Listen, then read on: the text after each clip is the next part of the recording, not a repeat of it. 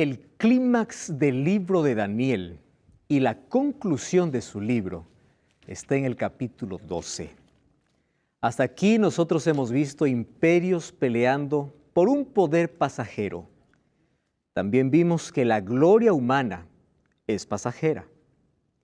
Daniel capítulo 12 nos habla de el Mesías como el vencedor y como el Rey eterno de todo el universo. Después de que hay luchas, hay guerras, después de que imperios uno tras otro quiere tener el poder, finalmente será establecido el reino de Cristo. Y a ese reino tú estás invitado. Tú eres un candidato para ser parte de ese reino eterno.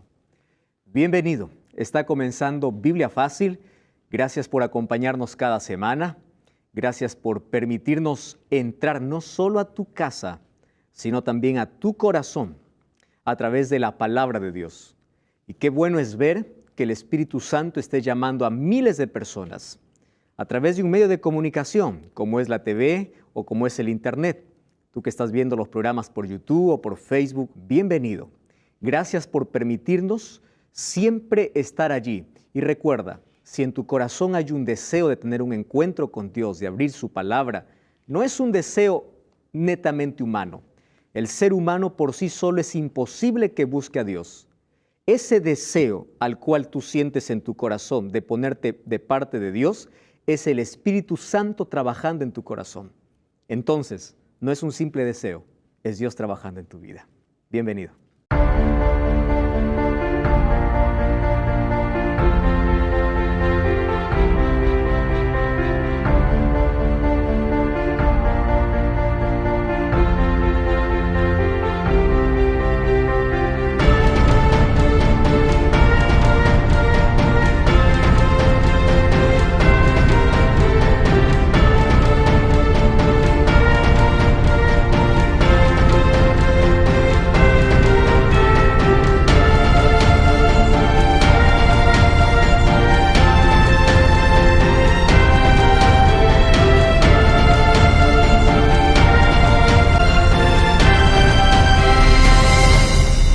Bienvenidos también amigos, gracias por acompañarnos durante toda esta temporada. Estamos llegando casi al final de esta temporada y estamos finalizando el libro de Daniel. Hoy vamos a ver acerca del capítulo 12, que es el último capítulo de Daniel. Durante todo este tiempo hemos analizado capítulo por capítulo y vimos cómo todo viene de menos a más, ¿verdad? Cada vez hay luchas, hay guerras, hay un imperio tras otro, hay un cuerno pequeño que trata de destruir el ministerio de Cristo, que aparentemente hace lo que quiere. Sin embargo, hay un juez que está juzgando y está haciendo justicia. Hay un juez que hará justicia por todo aquel maltrato que los hijos de Dios sufrieron. Y ustedes se acuerdan en el capítulo 1 del libro de Daniel, pareciera que el mal vence al bien. Pareciera, solo es por un poco de tiempo. Hace unos días alguien me hizo la pregunta, ¿por qué en este mundo hay tanta injusticia? ¿Por qué el inocente sufre y el malo prospera? ¿Por qué hay injusticia? Primer pensamiento fue, este mundo es injusto porque yo soy injusto y porque tú eres injusto. Y como el mundo está lleno de injustos, hay injusticia. Entonces, la injusticia pareciera que gobierna y está por encima del bien. Pero hoy vamos a descubrir que la injusticia, el dolor, la muerte, el temor, aquello que en este mundo, en esta tierra nos persigue, nos acosa, porque parece que estamos siendo acosados por el mal. Terminamos de una, entramos a otra y el diablo no se cansa de luchar y de querer atraparnos en sus redes y se deleita en hacernos sufrir. Cuando hay una persona que sufre por causa de Cristo, yo le digo, bienvenido. Eso es parte de la vida cristiana. ¿Por qué? Jesús dijo, gozaos y alegraos porque ustedes tienen galardón. Y cuando hablamos de sufrimiento, nosotros en este mundo sufrimos por 3 razones.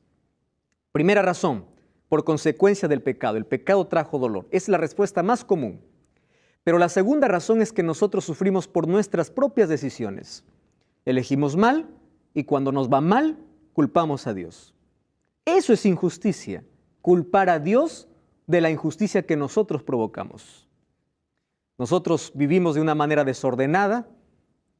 Una persona que fuma toda su vida tiene cáncer al pulmón y culpa a Dios por el cáncer. Una persona que destruye el planeta y por el desequilibrio climático vienen lluvias o viene mucho calor y Dios es el culpable.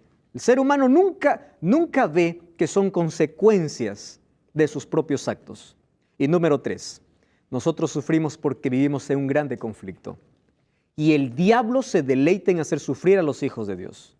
¿Eso qué significa? Dios no se olvidó de ti, Dios sufre contigo, Dios está para abrazarte, Dios está para acompañarte. Y Él nunca prometió que en este mundo tú no pasarías dolor. Él dijo, Dios es nuestro amparo y fortaleza. Yo soy tu amparo. David decía, cuando pase por el valle de sombra y de muerte, tú estarás conmigo. Dios no va a evitar que tú pases por el valle de sombra y de muerte. Él te prometió su compañía, pero te prometió algo más. El dolor no tendrá la última palabra. La muerte no tendrá la última palabra. La persecución, la burla, el caos de este mundo no tendrá la última palabra. La última palabra lo tiene Dios. Vamos a orar. Querido Dios, gracias por darnos esperanza. Y en medio de la oscuridad de este planeta, tenemos una esperanza que brilla en nuestro corazón. Podremos sufrir, podremos llorar aquí en este mundo. Y lo vamos a hacer, Señor, porque las lágrimas limpian las heridas del corazón. Sin embargo, sabemos que tú nos ofreces un mundo donde no habrá más lágrimas, no habrá más dolor. Y queremos nosotros formar parte de ese reino. Si en el cielo no más vamos a llorar porque ya no existe dolor, ya no existen despedidas, ya no existe muerte, ya no existe nada que nos atemorice, entonces el sufrimiento de este mundo va a ser corto, Señor.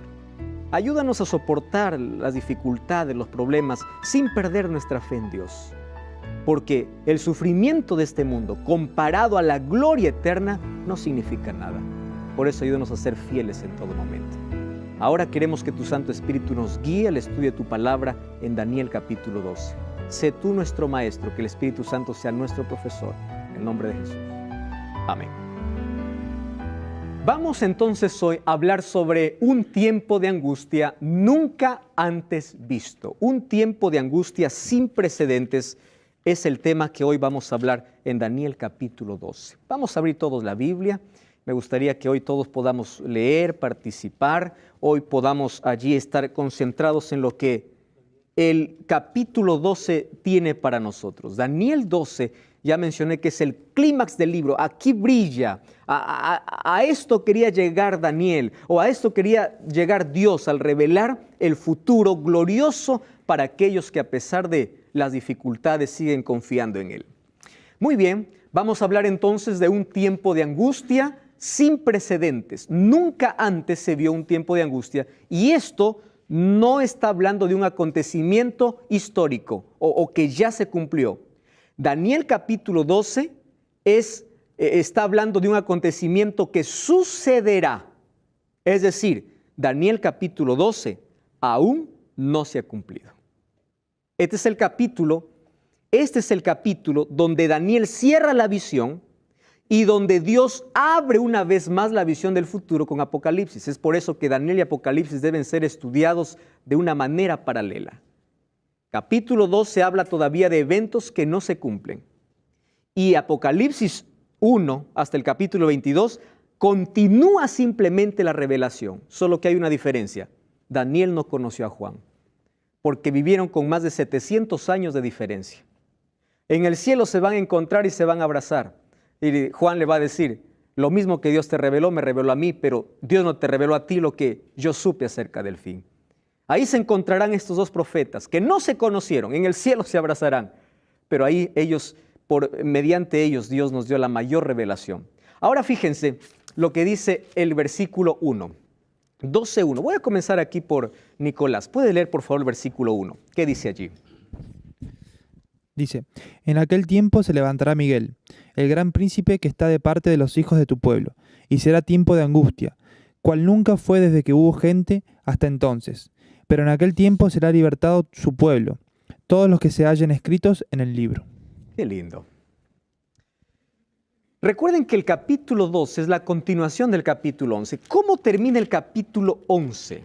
El capítulo 11 termina con la abominación desoladora y cómo el cuerno pequeño trata de sacar a Dios y lucha con el pueblo de Dios. Miren el versículo 45 del capítulo 11, el último versículo del capítulo 11. Plantará la tienda de su palacio entre los mares y el monte glorioso y santo. ¿De qué está hablando? De el cuerno pequeño, ¿verdad? Ahora fíjense, pero llegará a su fin. Es decir, después de tanto pisotear al pueblo de Dios, después de engrandecerse en contra de Dios, después de sentarse en el monte glorioso. ¿Qué se refiere con ese monte? La palabra monte o montaña en la profecía, ¿qué cosa significa? Un reino, un poder glorioso. Un monte glorioso tiene un poder deslumbrante. Es decir, todo es respetado por todo el mundo. Él está en la cumbre. Entonces dice, pero llegará a su fin. La palabra santo es por lo que Él se proclama santidad. ¿Cómo se llama el pontífice de este mundo? Santo Padre, ¿verdad? Ahora fíjense una cosa, llegará a su fin y no tendrá quien lo ayude, porque en aquel tiempo se levantará Miguel. ¿Quién es Miguel? Es Cristo. El título de Cristo cuando está peleando. En el Antiguo Testamento nosotros encontramos una frase que se conoce como Jehová de los ejércitos. Ustedes escucharon esa frase. Jehová, Yahvé Sebaot, Jehová de los ejércitos. ¿Tienes una pregunta? Sí, acerca de Miguel, que en el libro de Judas, capítulo 9, dice, lo llama Arcángel. Arcángel. Miguel. Ahora yo te voy a responder porque puede ser que me olvide al final. En Judas capítulo 9 habla de una lucha entre Miguel y Satanás por el cuerpo de Moisés. Cuando Moisés murió, o antes de morir, Dios le dice, mira, tú has liderado todo este tiempo, pero Moisés, tú no vas a entrar a la tierra. Uno puede decir, Dios, qué injusto, Él soportó todo, Él lo sacó. A veces no entendemos los planes de Dios. Pero Dios no permitió que entre a la tierra de Canaán, pero ¿a dónde se lo llevó? Al cielo. ¿Qué cosa era mejor, entrar a Canaán o ir al cielo? Ir al cielo. Existen en la Biblia 3 hombres que dice que está en el cielo. El primero es Enoc, el segundo es Elías y el tercero es Moisés, que aparecen en la transfiguración. ¿Correcto? Cuando habla de Arcángel Miguel, vamos a 1 Tesalonicenses para esclarecer nuestra idea. 1 Tesalonicenses capítulo 4, versículo 16. 1 Tesalonicenses 4, 16 dice, el Señor mismo, ¿qué dice? Con voz de mando. ¿Qué más dice? Con voz de arcángel y con trompeta de Dios descenderá del cielo y los muertos en Cristo resucitarán primero.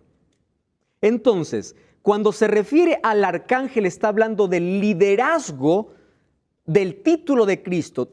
Cristo es el príncipe, es decir, si hablamos de una batalla, de un ejército, Él es el capitán.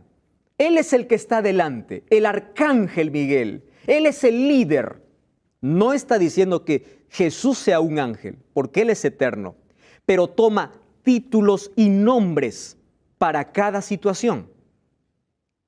Él es nuestro pan de vida, Él es el agua de vida, Él es nuestro camino cuando estamos perdidos, Él es la puerta cuando no hay salida, Él es la vid cuando queremos permanecer en Él, y cuando estamos en lucha, Él es nuestro capitán. Cuando estamos en guerra, Él es quien comanda, Él es el general, quien comanda todos los ejércitos angelicales. Por eso ese Miguel es ahora conocido no solamente para un título de Cristo, sino como el arcángel Miguel. Y 1 Tesalonicenses dice, con voz de mando, con voz de arcángel una vez más, con trompeta de Dios descenderá al cielo y los muertos en Cristo resucitarán primero. ¿De qué momento está hablando? De la venida de Cristo. Muy bien. Entonces dice allí, se levantará Miguel, Yahvé Sebaot, Jehová de los ejércitos. Ahora, lo impresionante de todo dice, este príncipe está de parte de tu pueblo. Wow. Esto es lo más glorioso. Eso está de parte de tu pueblo. Solo que habrá un tiempo de angustia. Y fíjense con la expresión. ¿Qué cosa dice? Tiempo de angustia cual nunca hubo. Acompáñenme ustedes en lo siguiente. Hubo tiempo de angustia en el diluvio. Hubo tiempo de angustia. ¿Se acuerdan ustedes una crisis que soportó el pueblo de Israel? En el libro de Crónicas y Reyes menciona que hubo una crisis en Samaria donde incluso las mujeres comían a sus hijos. ¿Hasta dónde pudo llegar una crisis? También menciona, o vamos a la historia más reciente, las 2 guerras mundiales que ya acontecieron. ¿Trajeron crisis y miseria al mundo? ¿Trajo dolor? Sí. Los atentados que hoy ocurren, las inundaciones, las avalanchas, los huaicos, las tormentas, las cosas que hoy ocurren, ¿producen angustia, sí o no? Sí. Solo que aquí dice, el tiempo de angustia de ahora que va a venir no se compara en nada a la angustia que nosotros estamos pasando. Porque esto ocurrirá cuando se levante Miguel.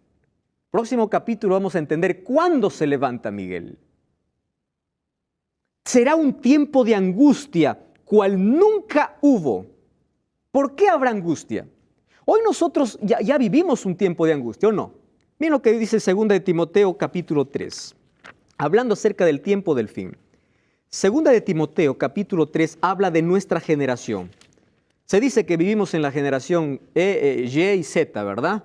La generación Z, aquellos nativos digitales. Pero miren cómo narra la Biblia la última generación. 2 de Timoteo 3.1. También debes saber esto, que en los últimos días, ¿qué cosa dice? Vendrán tiempos peligrosos.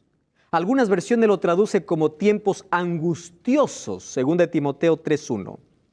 ¿Y qué más dice allí? ¿Puedes leer, por favor, tú que estás allí con el texto? ¿Qué dice el versículo 2? Porque habrá hombres amadores de sí mismos, ávaros, vanagloriosos, soberbios, blasfemos, desobedientes a los padres, ingratos, impíos. Versículo 3 también puedes leer. Sin afecto natural, implacables, calumniadores, intemperantes, crueles, aborrecedores de lo bueno. Y el 4 también para completar la idea. Traidores, impetuosos, infatuados, amadores de los deleites más que de Dios. ¿De qué tiempo está hablando? Del fin. Sí. Díganme si no está narrando exactamente las noticias de hoy. ¿Por qué tanto atentado? ¿Por qué tanta guerra? ¿Por qué tanto armamento? ¿Por qué tanto odio? Por el egoísmo del hombre. La razón es porque sacó el hombre de su corazón, a Dios de su corazón. Sacó a Dios de su historia. Con la teoría de la evolución lo sacó a Dios para siempre, diciendo, nosotros venimos de la nada. Y miren, una persona que no cree en Dios, ¿qué moral va a tener? Yo vengo de un mono. Yo soy irracional. Yo me comporto como un animal. ¿Por qué? Porque mi origen es un animal. Yo no tengo un destino. ¿Qué destino voy a tener si mi origen no viene de Dios? Entonces dice, la razón por la cual está así esta última generación es porque ama más sus deleites que a Dios, o saca a Dios de su vida. Se prohíbe las Biblias en muchas escuelas. Se prohíbe religión en muchos colegios. ¿Por qué? Porque prefieren colocar otras cosas por encima de Dios. Y finalmente, miren el mundo como está. ¿Por qué hay tanta injusticia? ¿Por qué hay tanto dolor? Porque el ser humano usó su libertad para sacar a Dios de su vida. Esa es nuestra realidad. Sin embargo, eso no es comparado a este tiempo de angustia.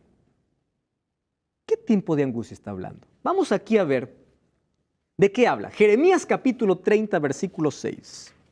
Vamos unos capítulos antes.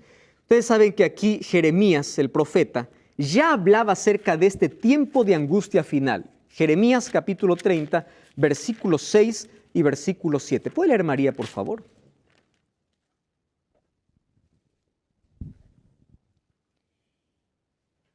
Inquirid ahora y mirad si el varón da a luz, porque he visto que todo hombre tenía las manos sobre sus lomos, como mujer que está de parto, y se han vuelto pálidos todos los rostros. Versículo 7.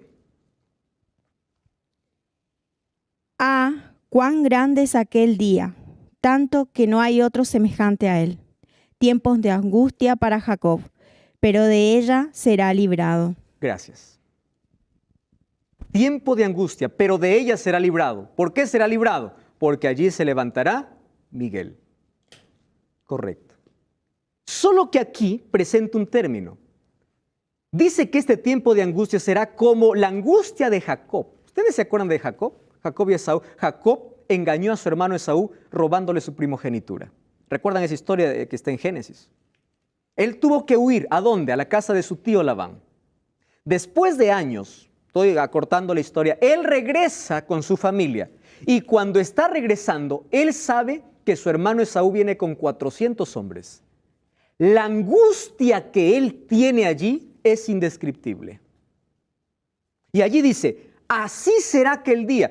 Y ahí me encanta la comparación, ¿no? ¿Ustedes han visto un hombre que está dando a luz? Yo he visto a los hombres que están las manos sobre las caderas como una mujer que está de parto. ¿Por qué? Están pálidos. ¿Cuán grande es ese día? ¿Cómo llama Daniel? Una angustia cual nunca hubo. Ahora, si nosotros vamos a la comparación según Génesis 33, Jacob tenía 3 preguntas o 3 problemas que lo llevaron a la angustia. Número 1, él temía perder su vida, claro. Él temía perder su familia. Y número 3, se preguntaba, ¿será que mi hermano me perdonó? Fíjense en esas 3 declaraciones y por qué Dios compara que el pueblo de Dios también pasará por una angustia. Cuando habla de una angustia total, está hablando de una angustia para el impío y una angustia para el Hijo de Dios. ¿Correcto? Ahora, la angustia que pasarán los hijos de Dios será parecida a la angustia de Jacob. ¿Qué cosa le angustiaba a Jacob? Perder su vida. ¿Qué más? Perder su familia. Y la tercera pregunta era, ¿será que mi hermano me perdonó? Porque si viene con 400 hombres, yo estoy destruido. Ahora, fíjense una cosa. Según Apocalipsis 13, comparando con la historia de Jacob, la angustia que tuvo Jacob, los hijos de Dios pasarán una angustia como Jacob. Miren aquí la comparación que podemos hacer con la vida de Jacob y un edicto de muerte que ya hemos leído en esta temporada que se da en Apocalipsis capítulo 3. Vamos a hacer una comparación. Jacob fue amenazado de muerte por Esaú. ¿Recuerdan que dijo Esaú, cuando mi padre muera, yo mato a mi hermano? Ahora fíjense en Apocalipsis 13. El pueblo de Dios, el remanente, será amenazado de muerte por un decreto. Número 2. Jacob luchó para conseguir libertad. El remanente clamará a Dios de día y de noche, dice Salmos. Satanás levantó a Esaú para ir en contra de Jacob. Los impíos marchan en contra del remanente. Satanás puso a Jacob el sentimiento de culpa. Ahora en el tiempo final, Satanás se esforzará para hacerlos pecar, que su caso ya no tiene esperanza.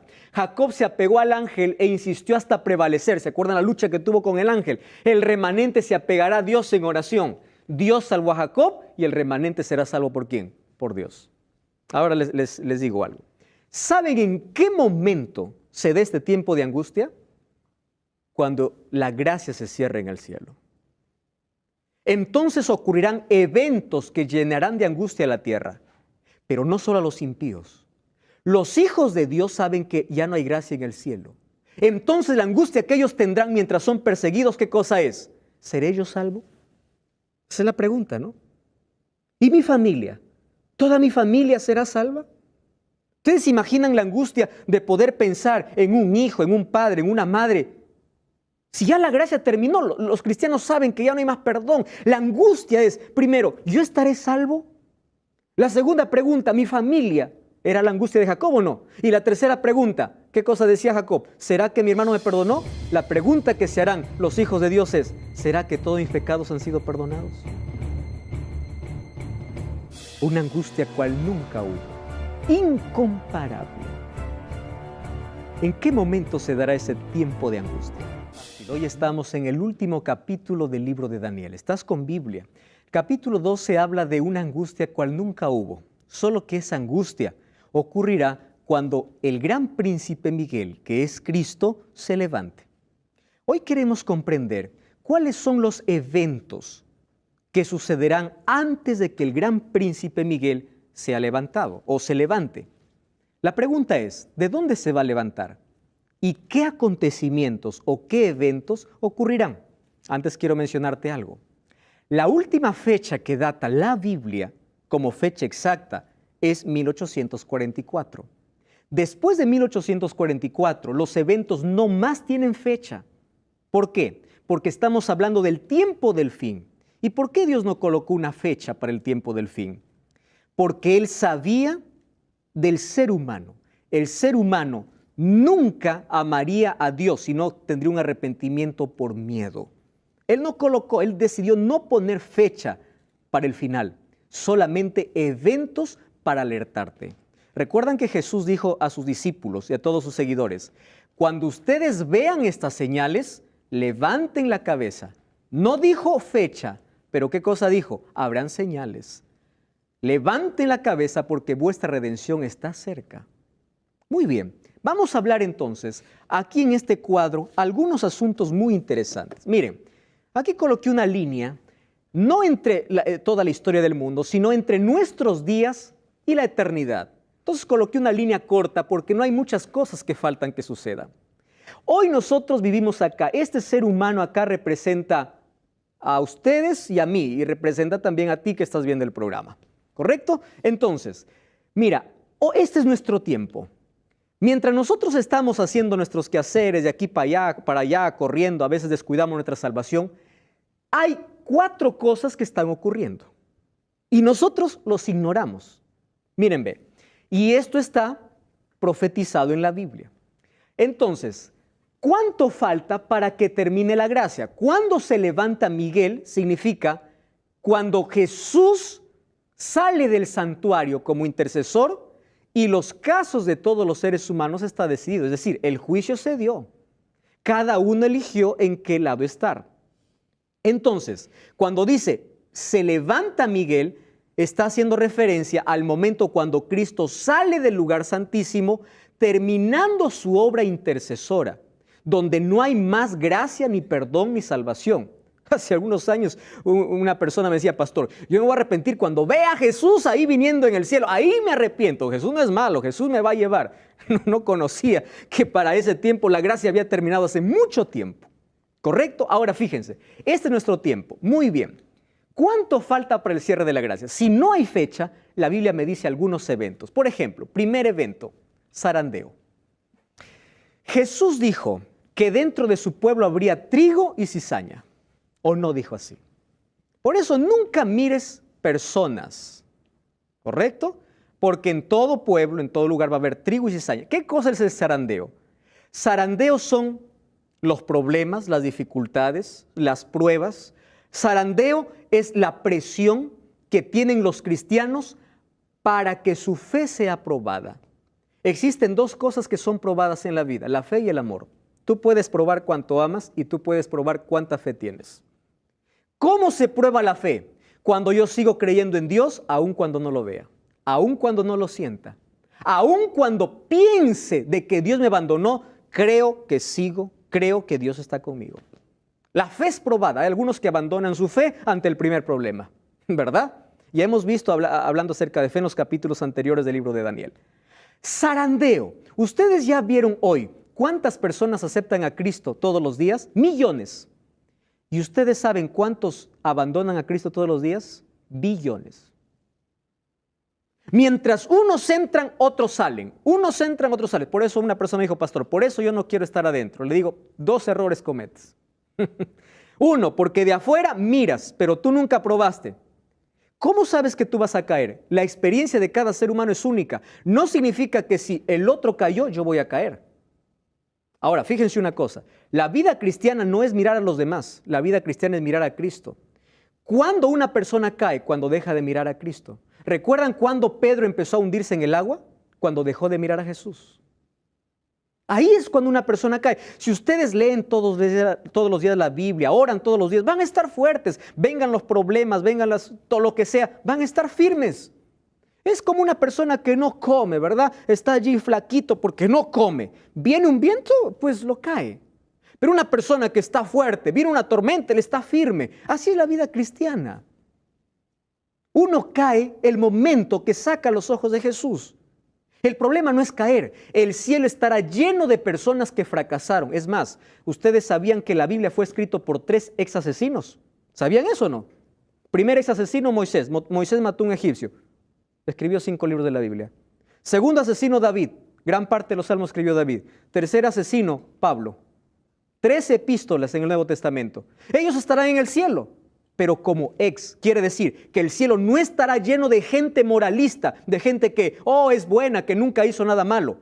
El cielo estará lleno de gente arrepentida, de gente que abandonó su pecado, de gente que no fue perfecta, pero colocó la gracia de Cristo.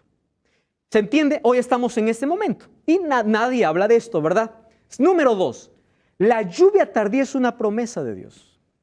¿Qué significa la lluvia tardía? El derramamiento del Espíritu Santo. En el libro de Joel, capítulo 2, versículo 23 y 28, habla acerca de este derramamiento. Solo que, ¿a qué llamamos lluvia temprana? Abran la Biblia, por favor, en Hechos, capítulo 2. La lluvia temprana descendió cuando Cristo se fue al cielo. Hechos, capítulo 2. ¿Correcto? Hechos, capítulo 2. Versículo 4. Versículo 3. Se les aparecieron lenguas repartidas como de fuego, asentándose sobre cada uno de ellos. Todos fueron llenos del Espíritu Santo y comenzaron a hablar en lenguas según el Espíritu les daba. Versículo 7. Estaban atónitos y admirados diciendo, ¿no son galileos estos que hablan? ¿Cómo los oímos hablar en nuestra lengua? A ver, vamos a parar un poquito aquí. ¿Qué sucedió cuando Cristo fue al cielo después de 50 días? ¿Qué cosa vino? El Espíritu Santo. Correcto. ¿Sobre quién? Sobre sus discípulos. Hay algunos que dicen, no, miren, ve, la iglesia verdadera es una iglesia que habla lenguas. ¿Ustedes ya escucharon eso? Porque cuando viene el Espíritu Santo, ¿cuál fue la primera evidencia? Hablar en lenguas. Escuchen lo que voy a decir, porque esto es importante. El Espíritu Santo es derramado para proclamar el Evangelio. Jesús dijo en Hechos 1:8, ¿qué cosa dijo? Ustedes me serán testigos en Judea, en Samaria, en toda la tierra, pero vendrá sobre ustedes el Espíritu Santo. ¿Correcto? ¿Están de acuerdo conmigo? ¿Cuál es el trabajo del Espíritu Santo? Convencer de pecado. El ser humano no convence a nadie. ¿Quién convence quién es? El Espíritu Santo. ¿Están de acuerdo ahí? Correcto. ¿Por qué fue derramado el Espíritu Santo en el Pentecostés? Para evangelizar. Algunos dicen, hablar lengua significa cerrar los ojos, dejarse llevar y hablar cualquier cosa. Espera un momento. Mira lo que dice el texto. ¿Qué cosa dice el texto? Ellos no hablaban cualquier cosa, ellos hablaban idiomas. ¿Entienden esto? Versículo 7 dice, mirad, ¿no son galileos estos? ¿Cómo los oímos hablar en cada uno de nuestra lengua? Quiere decir, ¿la gente lo entendía o no lo entendía? Lo entendía, pero en su propia lengua. ¿Qué significa el don de lenguas? Tener la capacidad de aprender o de hablar otro idioma. No es hablar cualquier cosa. La manifestación del Espíritu Santo dice que el Espíritu Santo otorga dones para edificación de la iglesia y para el cumplimiento de la misión. Se hizo un estudio en la Universidad de Pensilvania.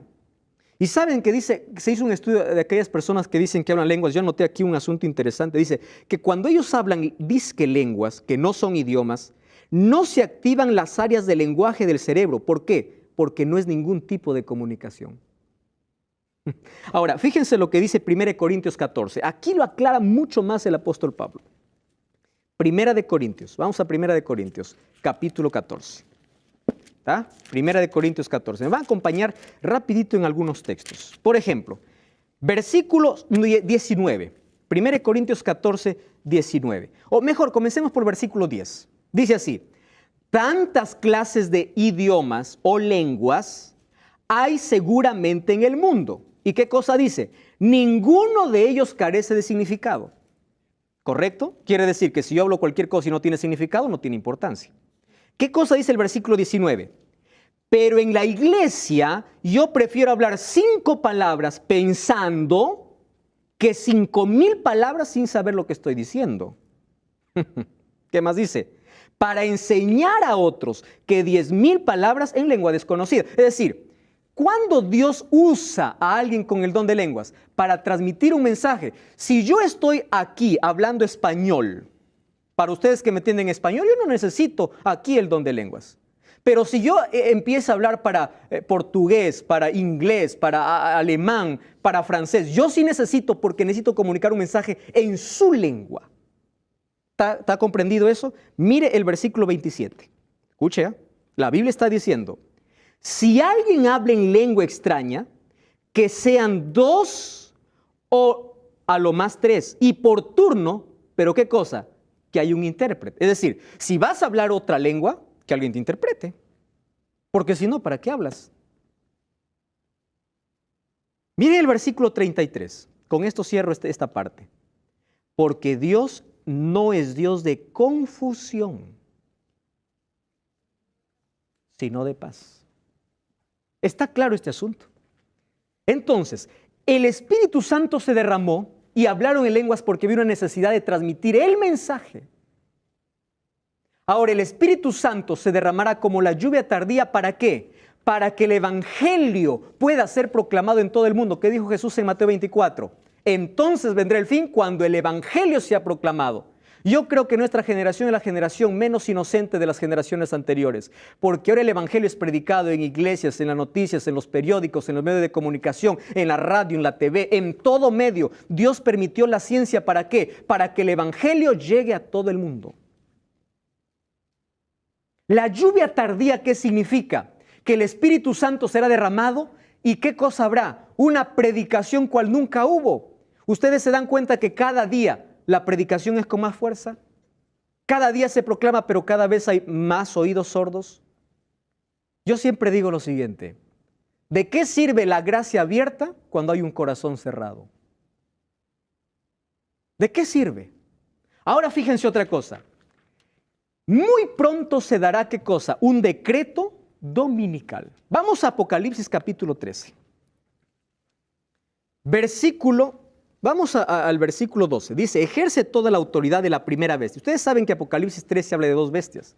Yo le voy a pedir que todos ustedes puedan ver la serie de Apocalipsis. Tú también que estás viendo el programa, mira la serie de Apocalipsis porque ahí explico con detenimiento este capítulo. Pero hoy les voy a hacer un resumen a ustedes. La primera bestia habla acerca de el cuerno pequeño. Y la segunda bestia es un poder político que es representado como Estados Unidos. ¿Ustedes saben que Estados Unidos nació siendo una nación protestante? Sí saben eso. Cuando ellos proclamaron su libertad, ellos dijeron, Estados Unidos será un país sin rey y sin papa. ¿Por qué? Porque Estados Unidos nació como resultado que estaban huyendo de Europa. Los padres peregrinos vinieron en 1620 allí a las orillas del Atlántico, allí a Estados Unidos, a instalarse, huyendo ¿de qué? De las persecuciones. Estados Unidos nunca quiso tener alianza con Roma. Ustedes saben que en 1950 se intentó hacer por ahí una alianza y Estados Unidos dijo, no nos olvidamos, ustedes nos perseguían, ustedes creen que vamos a hacer una alianza. Pero en 1992 la revista Time, que no es una revista cristiana sino secular, ¿qué cosa decía? La Santa Alianza. ¿Por qué Santa Alianza? Porque empezó el acercamiento entre estos dos poderes. ¿Correcto?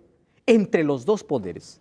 Ahora fíjense una cosa, yo les quería mostrar algo más. Versículo 12 dice, ejerce toda la autoridad de la primera bestia. Versículo 13 o 14, engaña a los habitantes de la tierra con señales que se le ha permitido hacer en presencia de la bestia, diciendo a los habitantes de la tierra que le hagan una imagen a la bestia que fue herida de espada y murió. ¿Quién es la bestia que fue herida de espada? ¿Recuerdan en 1798? Fue herida de espada. Es decir, su poder fue aplacado. Y dice revivió. ¿Por qué? Porque ahora está tranquilo, pero revivió. Pero ahora la otra bestia, el otro poder que es Estados Unidos, ahora le va a ayudar. Y le hará una imagen. ¿Imagen de qué? De persecución.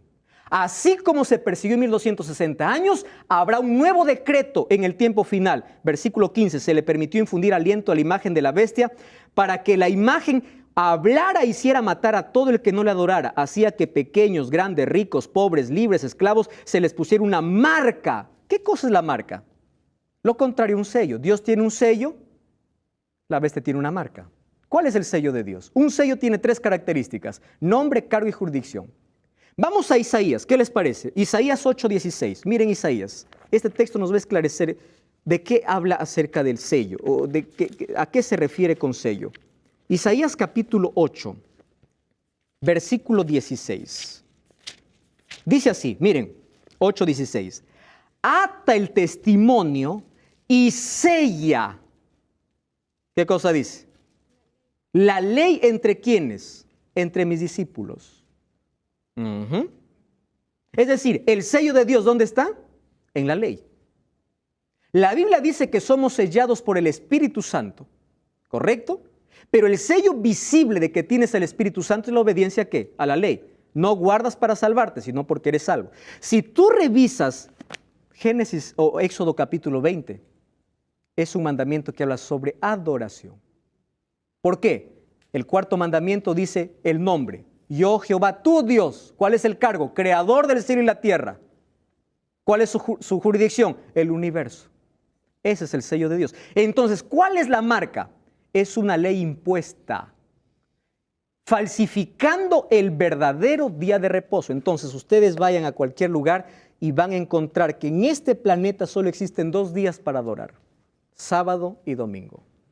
Yo ya les expliqué cómo nació el domingo. El Papa Juan Pablo II sacó una obra que se llama Dies Domini.